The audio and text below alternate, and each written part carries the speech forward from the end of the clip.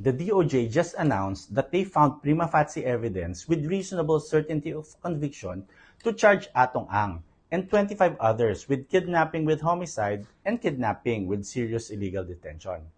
3 times today at 3 times yesterday, pinagtanong sa akin, ano ba ibig sabihin ng prima facie? Sagutin natin yan. Prima facie is a Latin term. Ang literal translation nito ay on its face or at first glance. So, pag sinabing may prima facie evidence, ibig sabihin nito ay sa unang tingin, mukhang may ebidensya laban sa kanila.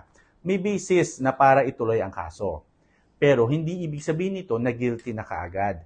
Kailangan pa ding pag-aralan ng court ang mga evidence. Kailangan pakinggan ang mga witnesses at kailangan suriin ang mga dokumento laban sa akusado. Nung naging DOJ Secretary kasi si Boying Remulla, yan ang ginawa niyang rule.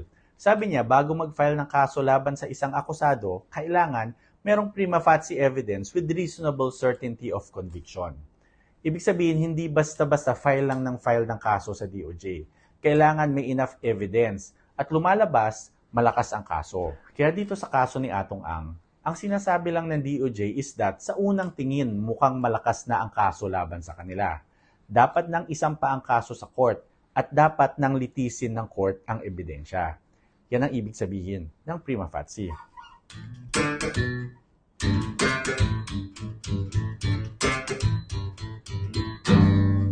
Okay, pakinggan mo na ang mga kanta ng band kong Hey Moonshine. Ito, may prima facie evidence na maganda ang mga kanta namin.